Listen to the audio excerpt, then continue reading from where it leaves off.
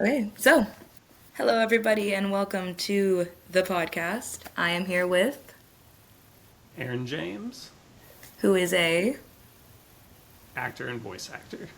all right. Let's start, but I'm going to do it differently than I did the last one. Where can we find you? Like I'm talking Instagram, projects you've been in, things like that.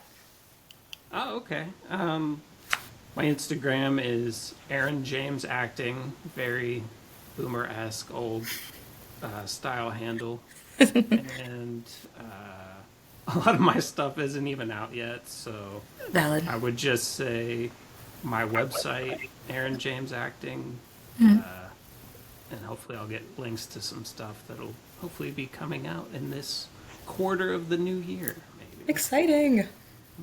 Ah, awesome. Okay, let's get started with some questions. Are we ready? Yes. Sweet. All right, question number one. What first pulled you towards acting and voice work? Do you remember the moment that it really felt like real? So I've always wanted to be an actor since I was a little kid. I grew up in a very tense, loud household with a lot of fighting and arguing, and the only way to drown it out or just try to deal with it was watch cartoons and TV and movies, blah blah blah. And so that was something that I think never went away, and I was always like trying to entertain people, at family parties or gatherings or whatever. And I think I've had some brief moments where it's felt real in the last year, but I guess part of my wiring that I'm still trying to rewire, I guess I would say it still doesn't feel all the way real yet. But Yeah. getting my first big commercial, that was a brief flood of that feeling last year. Exciting. What was the commercial? If you're allowed to, I don't know, NDAs are weird sometimes, but Yeah, it's a pharmaceutical commercial. That's probably all I sick. can say. So, Hell yeah, love that. yes, So I I would bet say. growing up you probably heard the, oh, you have such a big imagination. More like a big mouth, but yeah, You know what, that still, too. I've heard things more similar to that. So, yeah. Okay, I get that. So how did growing up or settling where you are, how did that shape you as a creative? So, we've only been in Houston 2.5 years, Okay. and we moved here because my father-in-law is losing his vision, and Oh, my wife wanted to help kind of be there for him as everything kind of changes for him. right. Um, it, I would say that it acts more as a launch pad than anything else because we're both the oldest kids, so we both feel the responsibility to fix everything in our Yep. families. And we're, relatively newly married, and all we've done since we've been married is try to fix those things about our families and Oh. realize that's not any way to live, and that's not any way to Right, start a right. marriage either. But if anything else, that crash course has made us a lot stronger. And the crystallizing moment, which now that we're in the new year, I can't say last year. So a year and some change ago, just I kind of was so burnt out after trying to fix my family and then being here trying to deal with things with hers. And Right. I just finally decided to go for what I wanted to do since I was a kid. Good. And I she, mean, no time to start, but now. yeah, for sure. She helped make it happen. She got me an acting class 2 Thanksgivings ago. Oh, And I guess, more than any project I've been in, the different acting classes I've been in have made it feel real just by the teachers or classmates' reactions to what I'm doing in there and just how I can kind of help them a little bit. That all makes it feel real. absolutely. Okay, okay. All right. So speaking of classes and things, do you see yourself differently as a actor or a voice actor, or is it all just one part of the same person, just different, not compartmentalized, but like just different parts of the same person? Yeah, totally. Just different splashes of the same mess. So I like that. there's always that part of me that will view the voice work as, you know, the inner child. Video games, cartoons, movies, all that stuff with the voice work. Um, I would say you even maybe bring more of yourself in the voice work because Okay. you're kind of in your own little world, and depending on the booth environment, you're fully responsible for bringing what's real about what's going on in that character connected to what has maybe really happened to you in your life. And no one Okay. else is going to be able to extract that or help extract that from you the way that they can help you on set. Okay. That segues perfectly into the next question. How does your preparation change when you're getting ready to act on camera versus stepping into the booth? Do you prefer one over the other? I know there's different feelings for each of them, but is there one that you're like, if I could do this more, I'll be all on this? It's all like the same amazing feeling for me. I think maybe it's easier to access my emotions on set. In the booth, I don't know if I'm more nervous, but I don't know. I think that it just feels like maybe more of a spotlight or something. So there Okay. is a different feeling, I guess, but Yeah. the preparation is the same. So I've been very blessed to have been exposed to different styles and trains of thought with acting, and the class that's really like immediately brought so much out of me was the Chubbuck technique, which ironically I take online. So it's, Oh. especially these days, you would consider it the lowest touch. But Yeah. just because of what it demands of you, connects so just like interwovenly with why I want to act to begin with, it's able Oh. to pull it out. So basically, the idea is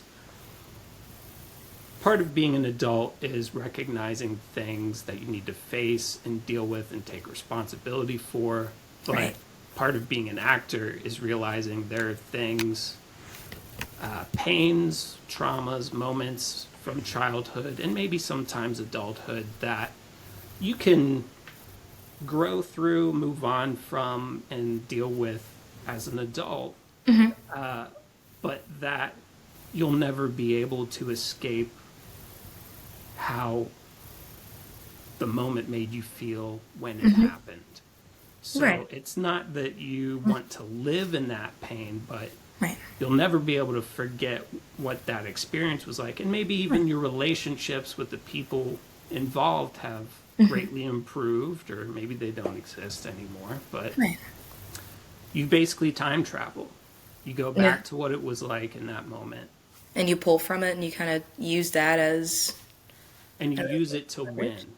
Yeah. So you flip it. So if I'm doing a scene about, um, a father who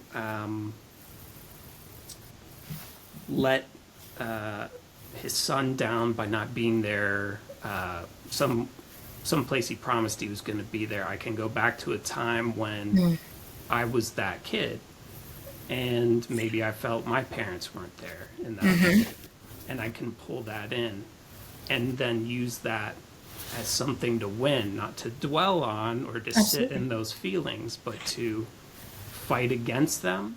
Right. And basically, that fight and that drive to win is what makes it a victory for you and makes Right. the character more interesting. So I'm probably doing a bad job, but that's my interpretation of the whole point of the technique. No, the explanation made a lot of sense. Are there any, now there was another question about technique. Are there any vocal habits, accents, textures that feel like yours? Are there any techniques that you're like, every time you get in the booth or every time you go on set, you're like, we're going to do it this way? I think that I think that's probably why I have a different feeling about going into the booth. I think I am more impulse driven when it comes to the Okay. voice stuff. So maybe that's something that I need to work on or something that's just me, but I am like a gut person in many ways. So, Sometimes that brings spice to a character, though. I know I did a recording for a Marvel little fan project, and I was like, she's absolutely said this before, so I'm gonna throw that in there. And the director was kind of like going through the script, like, wait, was that in there? I was like, no, I've just heard her say it frequently, and I just threw that in there. He's like, you know what? We'll keep it. And I was like, we'll keep it. very nice. If it Sometimes works, that you impulse shouldn't is need to look it up, director. no, Anyway, literally, like you wrote this, sir. What are you on about? Okay, so another thing about being in the booth, how do you keep your emotional truth when your body isn't visible? Because as you've seen here, I talk with my hands way too damn much.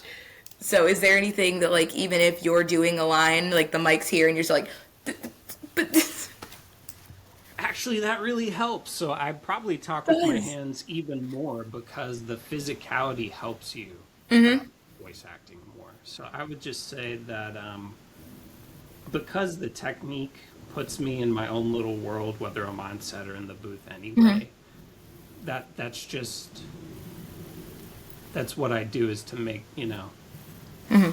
I I can visualize things pretty easily, but I can be snapped back to reality a lot. So I guess when I'm in the booth, I don't necessarily close my eyes or anything like that, but I stare at that script and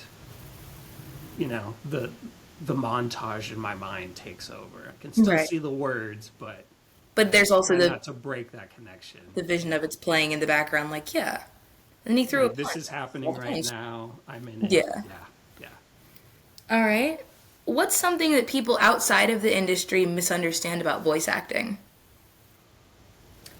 Just that it is, really acting and kind of what I hinted at before. Like you really have to bring the emotion, and I think that I just think it is more demanding because some of the things that might come naturally to you when you're on camera, you don't even realize you're doing them. It's just your dumb little physical habits, and they're like, "Oh, that's so interesting how he bites his nails." No one cares. It just distracts from what the character's supposed to be thinking about, and you got lucky that you did it at the right time. Yeah. But you can't really hide in the voice acting. You can't have a flat word or a flat line. You Right. need to redo it. You need to bring it. So I think it's just that it's full blast. Okay, okay. All right, let's go to mental health, sustainability, and balance. So, how do you protect your creativity during slow seasons and burnout? Because I know you mentioned burnout earlier. How did you kind of keep yourself, or if you didn't keep yourself like there, how did you get back to that point? Yeah, so that burnout was different than what you can experience now as an actor, or at Okay. least in the sense that this is what I really want to be doing. All of the burnout I mentioned before was from being in careers I hated and that I went into because I felt like I should, because my Right. family would accept it more or I would be able to support them better that way. I've definitely felt that. So now the burnout comes from a couple different places for me. It can come from a couple different places. Not going for it enough Okay. in an audition, consciously or unconsciously, because of like a fear of rejection after being fully exposed or something along those lines. And then another burnout could be just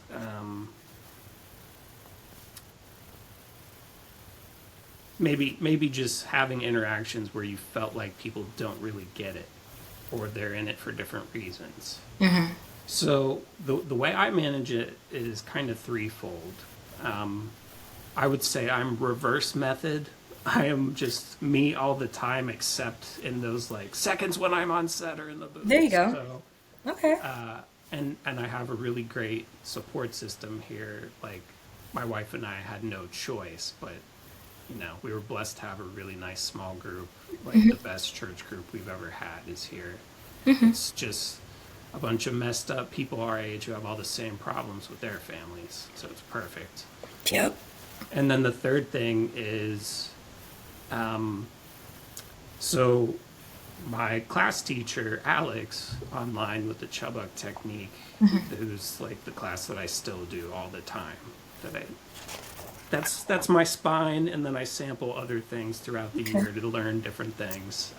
We have such a strong connection because he had a very similar childhood experiences with his parents, and so I feel really seen, and he knows how to get the best out of me. And so what keeps me going are just remembering things he said, or just getting to talk to him when I do in class, and just learning from each other, really. Okay. All right. Well, that gets the segue again into can you share a moment where the artist or a mentor truly showed up for you and kind of gave you, now this could be burnout, this could be just in general, there's no correct way to say this, but like, have you ever had a moment where you either have a mentor or another creative, doesn't even have to be an actor really, that kind of like showed up or gave you advice that like just changed my brain chemistry? Whoa. Yeah, so I would have two moments. The first one was with Alex. It was my first time in class. I think because of the environment I grew up in and how I developed my defense mechanisms around that, I'm a very skeptical, sharp, sarcastic person naturally. And so when I join a new thing, my first attitude is, all right, why is this not going to suck, or why are these people not full of it? And so getting into the class, like there are some preparation exercises that you always go through that now that I've been doing it, they are worth it. They are real. They're not something to make fun of. But when I heard it the first time, I was like, what is this? Yep. And he made a beeline for me, and he was just like, okay, like You look like the non-believer. We're about to make a believer of you. pretty much, but he did it in such a relatable, normal way that it completely, blew past my skepticism. He's like, yeah, you're right, I know how this sounds, but I want you to do it, and this is why. And so I did it, and it was just like the floodgates open. Made the connection. We had that personal sharing of like rooted trauma, and it brought something out of me that I hoped was gonna be there, and I've been able to use this whole time. So Okay. he helped me through the exercises, and this is my first time in this class, and within 60 seconds of doing this stuff, I'm just broken down crying. Oh. And I'm able to use it in the scene immediately. And so he was trying to play it down at first. He's like, that was a pretty good scene. Actually, I don't think I could have done that any better. So, and he just like gave me my flowers immediately. And I think Wow. I'm going to have to go back and change one of my previous answers. That's when it all felt real. Okay. I like that. And then the other moment was I have like a voice actor mentor here locally in Houston. His name is Ray Schillens. And, his moment is just like a consistently drawn out, every time I see him, is just him helping me out and learn more about this, because I would say in voice acting, you are more flying blind than other forms of acting because there's so much to learn about the equipment and the technology and everything else. And And it learning was how to just, edit it if you're doing an unpaid project, and learning when to cut things off, and how to scream into a microphone without bursting the mic. amen, amen, amen, amen. And it's just him taking me under his wing in a time and a place where I think he just recognizes that I'm just stumbling around doing this on my own without him. So I just appreciate him. Okay, okay. Love that. All right, let's see. What is the next one?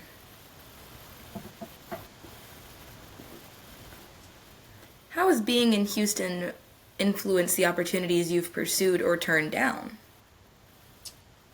If you have. I feel like that was a very clean cut question. So I would say it hasn't. So I'm psychotic and I apply to stuff all across the country just because I am, in my mind, in a position to do that. But I do have a lot of places where I could stay with friends or family for free. So to Oh, me, perfect. I am a local hire. Delusion is the solution here. Listen. That's right. But for me, what determines things that I turn down or don't even try to apply for, that's really just like conversations with my wife and I. Okay. Hmm. So that's probably more to do with like vertical drama roles where I need to be, in a visual porno or whatever it is. Those are getting Somebody script. ridiculous. Those are getting so ridiculous. That's all I see on Actors Access today was like vertical, vertical. I was like, can we not? Can we not do that? Apparently, someone's watching these. It sounds compelling if, you're just hitting puberty, maybe. Maybe. I feel like those are also those like really bad ads that you see on TikTok and Instagram. That's like so and so, the CEO and the mafia wife, and like It's the same four plots, but every time. And the family hates the youngest, and the youngest is actually marrying a CEO, and and the they're secretly CEO adopted. hates the family. Yeah, right. I There's would always, like to do one of those though. I want to see what it's like. in a cheesy way, I think it would actually be really fun. I think it would I'm be. sure it's a slippery slope. So Yeah, I tell myself like, oh, I would do one, but it would have to be like a weird one, not like the like they're out there. sexual ones, but like the weird ones that make no sense, like the alpha CEO something, or it would be stupid. I'd love it. Yeah. All right. Now you said you have people locally that you can stay with everywhere, so this yes, I love when you say things that let me segue into other things. How do local creatives support each other differently than the larger industry hubs? So I would say I've seen this a good chunk of the time here locally. People are willing to help fellow actors find stuff out and know where to go. So they're really good here locally about just like local, Facebook or Instagram groups, stuff like that. Like this stuff is casting right now, and locally for us in Houston is anything in Texas because we're I'm in like lagging. 4 Texas group chats, and I'm like, I'm in South Carolina. Why am I here? Hey, that's how it be sometimes. It's So fun. Everybody's cool. yeah, they're like, yeah, come on. We need to get this bigger somehow. So come on. Yeah.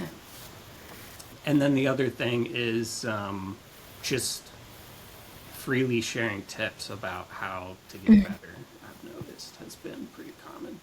Absolutely. I feel like people don't gatekeep as much, and I love it. Oh, I love it. It's perfect. Yeah. All right, let's see. Okay. What does community mean to you as a creative? So it means a couple things for me. I look at it vertically. And what I mean is the people helping me climb up and the people that I could help climb up. So my community are so just by the nature of what you show about yourself in class, I'm very close with everyone in my online class. So they're very much a part of my community. And a lot of them have done way more stuff for way longer than I have. And so they really help me.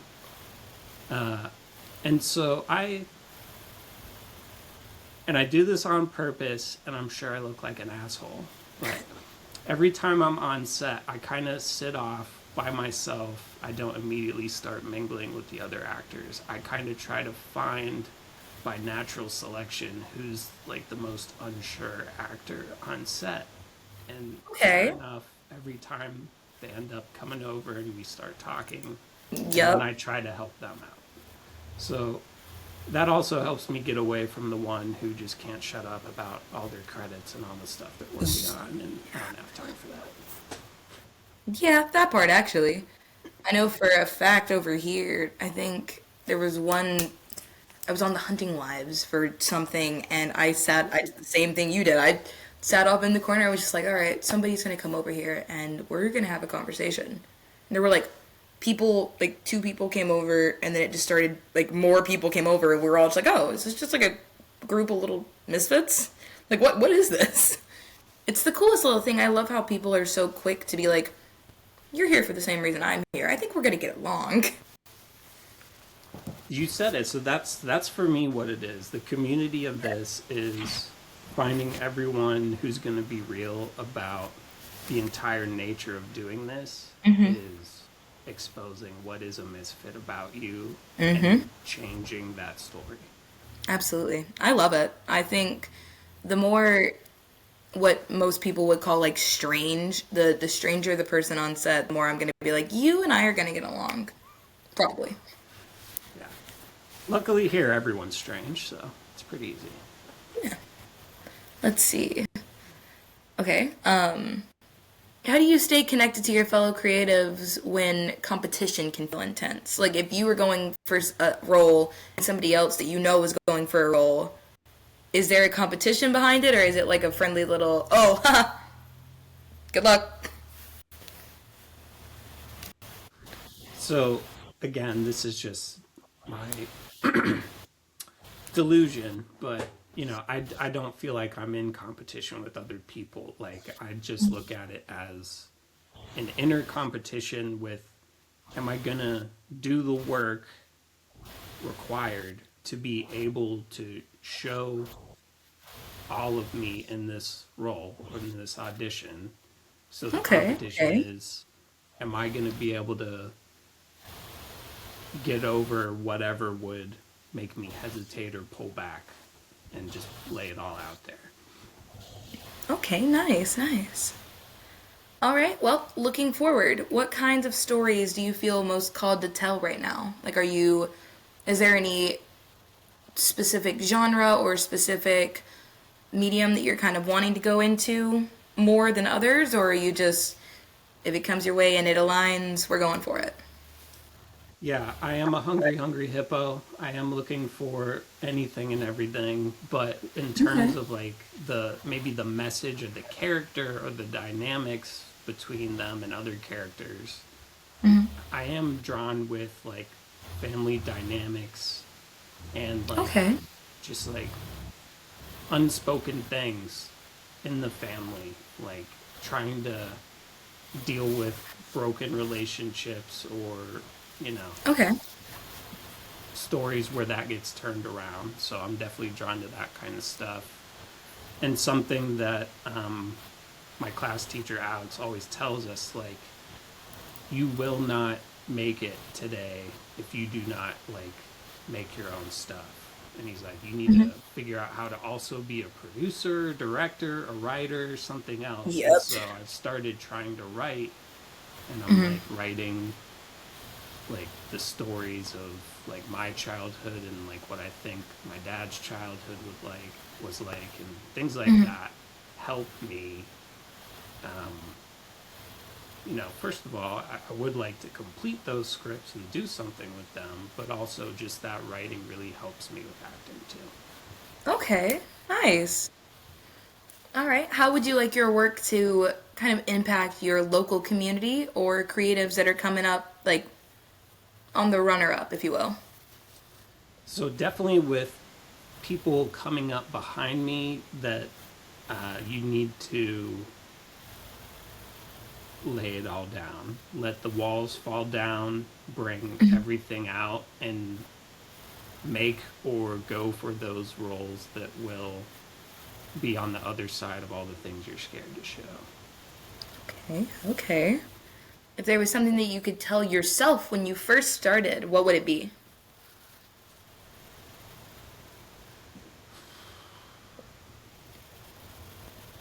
You're start changing your habits now because you'll be the biggest reason you don't get stuff. Oh, a word. A word. I'm gonna go back and clip that and be like, damn. Okay. Calling me out. I guess we're all the same. Say so. Actors. Alright. If Houston's creative scene grows more in the next decade, if you think you'll be staying there, what role do you hope to play in it? Yeah, I'd like to see it really surpass the other Texas markets. Yeah. Become equal or better standing for just getting stories made. The population of this city has a lot more depth and diversity. I'm not slighting Austin or Dallas or any of the other cities, but there it does feel like an almost intentional muffling of what could be told in Houston, probably partly because of the Black history and just Texas socio-political ideologies and problems allocating resources. But I just want to see that all of the starting from nothing and blue collar and ignored kind of aspects of this city get a chance to be told, because it's going to resonate with a lot more of the people shaping what gets watched, what gets paid to be watched these days. Okay. Now, if you had the time, resources, energy, would you go and make the story yourself if nobody else will? Well, I'm trying to write. I definitely have a lot of people in my life that I would like to write their stories. So I think that's part of it.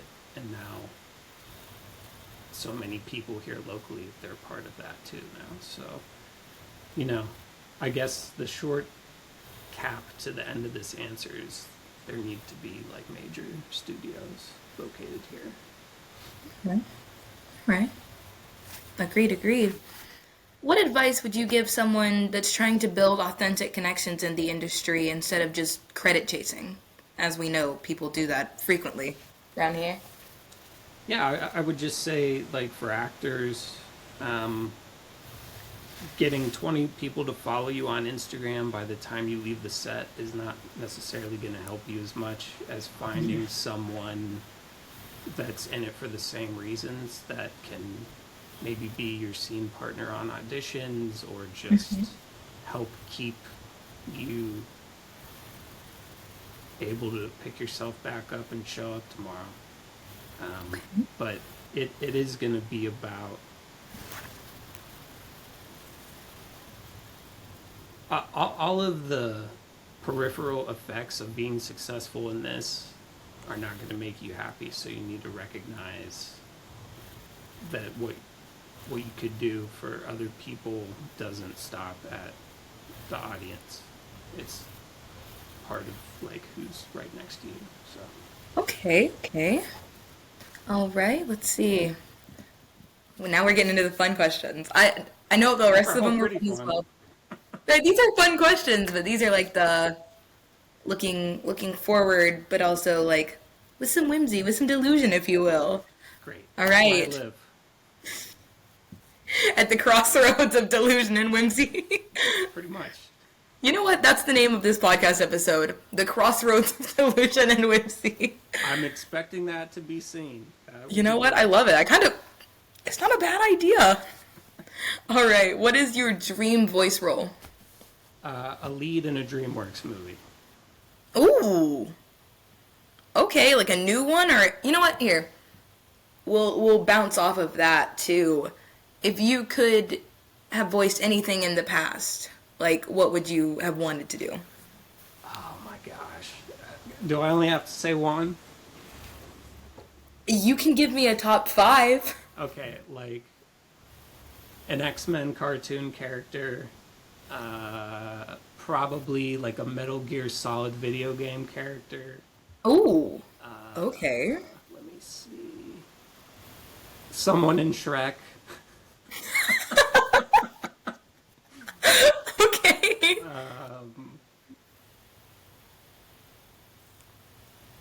Ooh, Oh. something on Cowboy Bebop. And let's round this out. A split decision between like a Ninja Turtles or a Transformers character. You know what? Hell yeah. Why not both? Oh, shout out Cowboy Bebop. Oh, so good. So good. Did you like the remake? I didn't hate it. I kind Exactly. of thought I was going to be like, I didn't hate it. Yeah, like to me it was like a 6.5 out of 10. They nailed Jet Black. Like that was Jet Black. That, yeah. He was him. They made the music happen. So for me, like it Yeah. was different, and it's always going to be different. It Yeah, shouldn't yeah. always be exactly the same. So Right. I was expecting much less because, you know, remakes are never really it. But this was a good one. I'm nervous about the new Avatar season, if I'm real with you. The live action. we'll see what happens. I mean, Toph looks just like Toph, so I've got hope. And they did her little Sonic hits correct, so I'm like, ooh, we have hope. I have hope. Good, good, good. All right, dream acting role.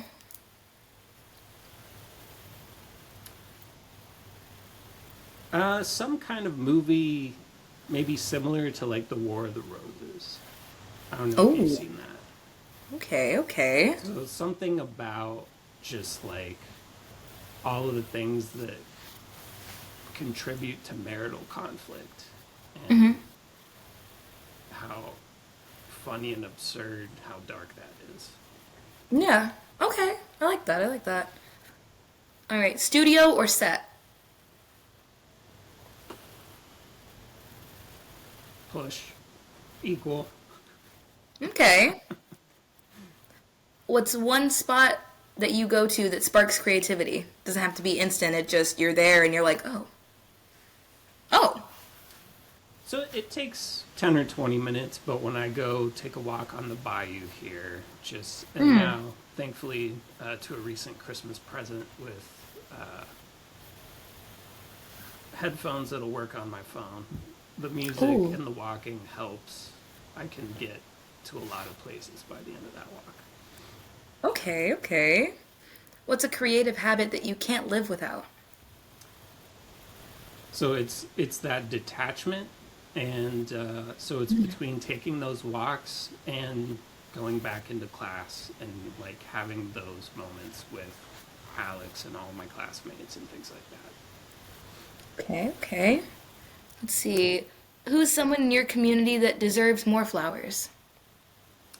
That would be my teacher, Alex Popovich. He's been Yeah. doing this for decades, and I hope he knows what he's doing for all of us by laying everything out about him and helping us find the ability to do that about us.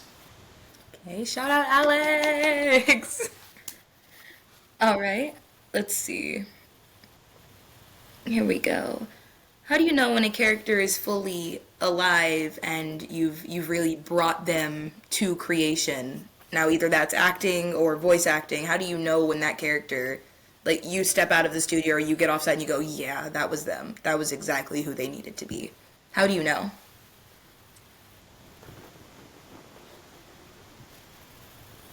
Just from something that you've done, completed, like on set? Yeah. Or like even if you're reading over lines and you read a certain line and you're like, I know exactly how I'm going to say this to bring this person to life, to really give them the character. I think it's when you can't do that. I think it's when Oh. you get caught and you're surprised by what doing it has done to you and brought out of you. That's when you Ooh. have really let it go and it's just happening. Okay, okay. Flow state. Hit flow state. Yeah. All right. What part of your creative process took the longest to trust? That's still happening. It's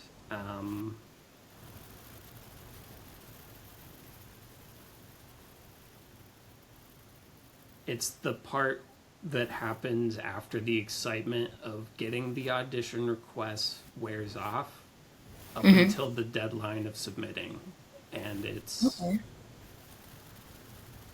something about self taping numbs or mutes me, and I need to get out of that black hole. And Okay. so maybe that's just finding different people to be my scene partner or something. But if I audition in person, I can do whatever I need to do. But if it's just in Right. front of this little black screen on my phone, something it's something I need to figure out. Okay. Self tapes are like racking, just soul wrecking, because for some reason there's like that anxiety of like clicking the button, doing that awkward little waddle back to the wall, doing that awkward little waddle up to the thing to hit stop recording. Like it's I self guess tapes are rough. yeah, I guess Be a something humiliation ritual. subconsciously is like, where is this going? Is anyone ever going to see this or something? Yeah, There must be something about that. that's fair. That's fair. All right. How has your relationship with your own voice changed over time? I still to this day hate the sound of my own voice, especially like on a recording. But having people like Ray in my life telling me that it sounds unique and like people are going to want to hear it and all the other things that I borderline believe that he's saying, it does help me realize that for whatever role or whatever context, it can be used and it is right for something. Oh, Excellent. I was wondering if my cat was going to make an appearance, but it's not a she's podcast if Wednesday doesn't make herself known. oh Hi, Wednesday. Wednesday. Very nice. She's a Very little nice name. Wednesday Adams. Excellent. Good looking cat. Nice to meet you, Wednesday. You will not get to meet Boba. She's probably laying under the bed. Boba. Oh, so cute. All right, what is a skill you underestimated early on that later became essential? So when I'm not self taping and when I am in class or on set, just that willingness and ability to use those breakdowns and make them happen. So that I think that's probably my superpower. Hopefully I won't be known as like cry boy or something, but just you know, it's hopefully a catharsis for somebody watching it that maybe they'll do something differently. I don't know. Okay, okay. Here's. Ooh, I like this one. So, do you feel pressure to sound a certain way depending on your market? I would say up until very, very recently, I totally did. And now I'm just like, I kind of do whatever I want. There you go. So, I can't remember who said this.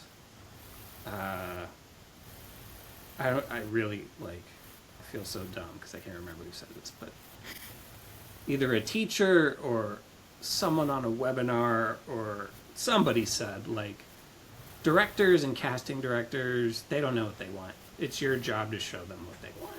And so Yeah. I'm trying to go more with that direction. I like that. I'm gonna go back and clip that. Future Abby, you know what you gotta do. All right. So, how has acting and voice acting helped understand yourself better? I know we kind of hit on that with the trauma and like reusing that, putting that pain and turning it into a power. How do you think acting and voice acting and all of that has helped you understand yourself and who you are and what you need or want? It really forces you to simultaneously humble yourself and put yourself forward. So Okay. for me, um, real confidence is silent, and you'll just do what you're scared of doing. Hmm. And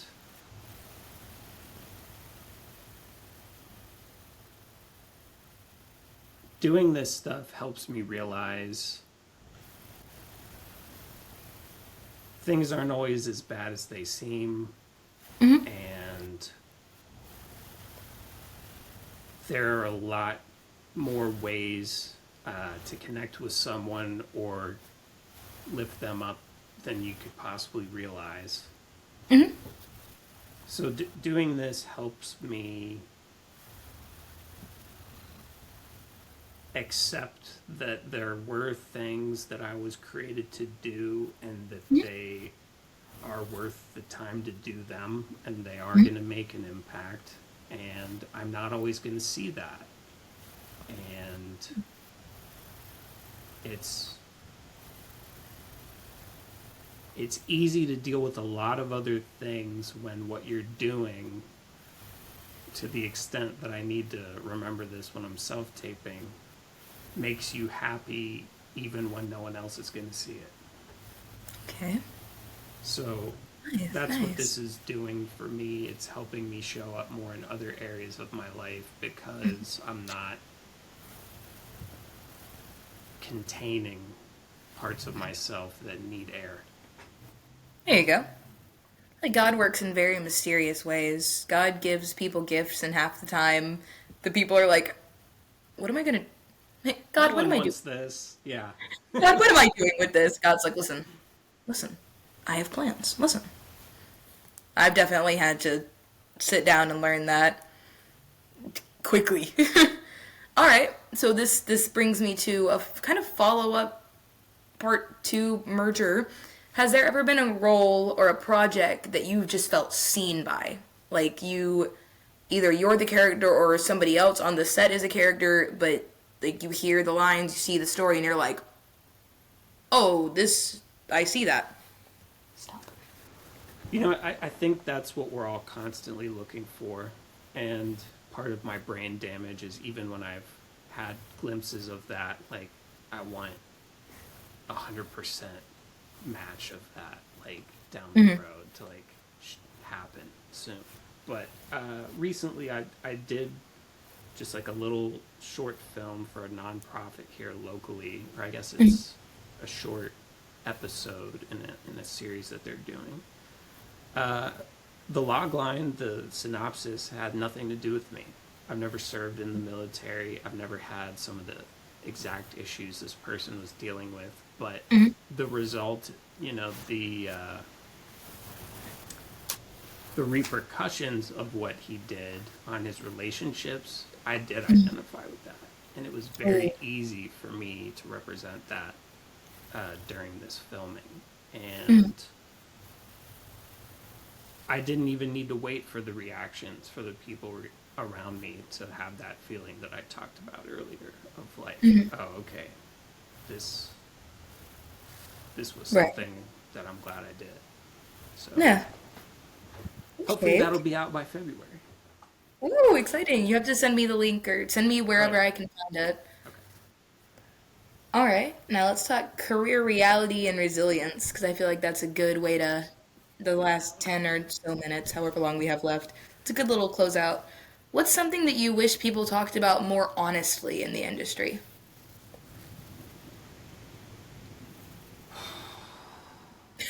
Other than like everything. Yeah. So a couple things would be you can bend over backwards for productions, go out of your way, and deliver more than they asked, and they will still immediately pass you over for something you're right for. And you need to not take that personally and keep going. Another Right. thing would be you do need to be careful and sure about who you share information with. And that's even just for before the audition process. And you need to be honest with yourself about what you want out of this and when that needs to change. Okay. Ooh. And I fell into a trap a little bit last year of just like trying to make like an income goal be too much part of the picture. And that affected choices I made. And now I'm going to try and maybe do the opposite of that and see if that doesn't actually take care of itself. So Okay. I think what needs talked about the most is you need people around you that can give you advice and information without ulterior motives. Like, you need that. And that's not always going to be an agent. It needs to be someone who doesn't have financial investment in your success or failure. It needs to be someone that's not affected by Yeah. your outcomes. Okay, okay. Okay, so speaking of other like roles and things, how do you handle comparison whenever like in a very social media heavy creativity world? Because now casting directors are like, oh, how many followers do you have? Like, pause. Why does that matter? Actually, I don't handle it well, so I am constantly I deleting don't either. things. Yeah, so I'm glad Alex said this again. Because Shout out, Alex. he's like, there's different schools of thought now, and I'm not going to tell you which one to do, but when I was coming up, I was told, like, don't be on there at all. Followers don't matter. It's like the exact opposite of what you want. And then, depending on the projects you're going for, you're going to need them to even be considered. So I'm glad he gave me both sides of that, like, in balancing that out. But I do think that the concepts are like in opposition, because the nature of being an influencer and those kind of like UGC projects, it is the opposite of acting, I would say. Yeah. Because from what I believe and have learned about it, you really are being real and being you when you're acting. And when you're Yeah. influencing, I don't know that I really was going to buy this celery salt or this probiotic or Right. these stretch bands or whatever it is. Yeah. It's also that concept of even if you're not doing that and you're just on social media, that mindset of, am I getting likes on posting this? When I post stuff on there, it's because I'm hoping someone in a position to hire me might see it and like it Right. in real life, not give me a like. Right. Right. But to keep up that presence because you believe you need to in order to be successful, I think it hurts you. Yeah. Hopefully for a lot of my friends locally that have a bunch of followers, it's helped them, and it doesn't apply to them. I don't like having to think about it. Yeah.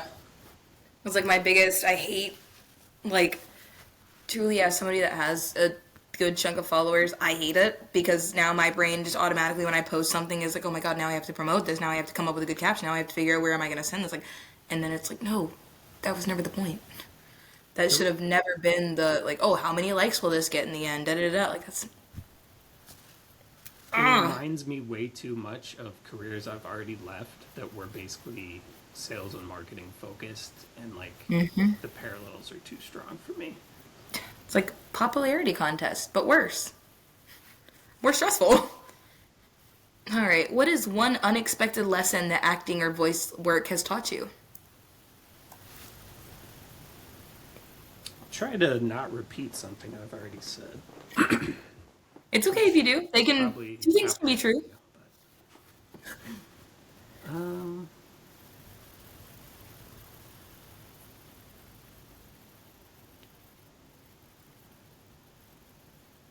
so this is gonna sound kind of stupid, but acting is reaching people like on another step of a cycle than some of the other things that being in this industry makes you feel like you should be doing. I'm not established. I haven't been in anything hardly at all, but I've started to understand why so many celebrity actors are so like public and vocal about like political things or cultural things, because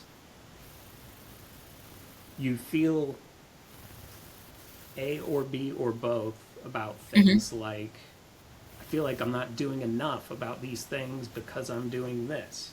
And on the Right. other side of it, I start to see how what I'm doing is related to these other things that might be seen as more important because I'm maybe trying to reach someone at the cause while they're reaching them at the symptoms. If people are given a long look at their thought patterns and their behavior patterns, maybe they can change them before you're treating the repercussions of them not changing those. Going back and clipping that one. That was that was a banger. Okay. All right. So, what keeps you going when things feel uncertain? I feel like acting in general, voice work, and putting in the auditions, and it's very uncertain most of the time. So I've had problems sleeping for years. Um, and it used to be because I didn't want to wake up and do the job I hated the next day. And admittedly, part of it in the last 2.5 years is my wife started letting the cat in the bedroom at night. But since I've started acting, what keeps me up is not necessarily from a task perspective of, oh, I didn't do enough yesterday, but I can't wait to get more. I need more of this. What keeps me Oh, going is I just love it. Like, you have to love it to be in it. I was about to do acting and like modeling and voiceover work and stuff. You have to be obsessed. I mean, you have to be delusional. There is no like, oh, I have a passion for that. No, it's there is no plan B. We're doing this. Like, it's good when it sucks, and it sucks when it's good. You have to love it, like, regardless. Yeah. That's what loving a person is like. So, you need to. Yeah. There is no choice. You're That's doing a it. word. That's a word. So, Absolutely. Okay, well, oh shit, we hit the hour mark. Wait, I had another question. Okay. How do you measure progress when there aren't clear milestones? so this is a repeat, and I'm not ashamed of this repeat. But for me, again, the progress is less restriction, like letting more of myself out into it. Like, I still, even with that one I mentioned, that one felt great because I was probably at like an 80%. I'm still trying to get to 100% of me put into something that's completed and finished. Okay. Okay. Awesome.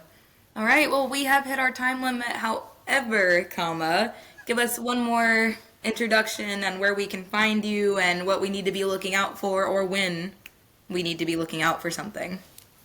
Okay, yeah, I'm Aaron James. You could find me on Aaron James Acting Insta or .com, and hopefully it takes forever to get this stuff back. I'll just try and It update does. it. I don't know.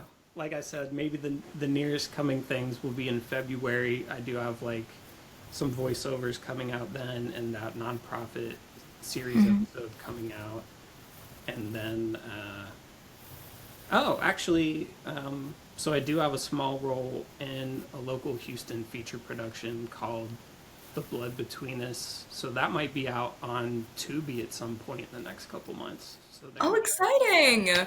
Pretty embarrassing to forget about that one, but Not embarrassing. There's a lot going on. yeah, We got things going. yeah. All right. Well, thank you so much for being here. Thank you so much for this. This has been a lovely conversation, actually. I'm renaming this to the Crossroads of Delusion and Whimsy. It's happening. Thank you. I'm really glad we got a chance to talk. Thank you for having me. I hope we get to talk soon. Absolutely. We'll come back in 6 months' time with Oh hey, boy. so keep me update me. What's new? Half past delusion. That's what that episode. Half past delusion. Delusion on your six, if you will. There we go. I like it. I love it. All right, I'll stop the recording here. And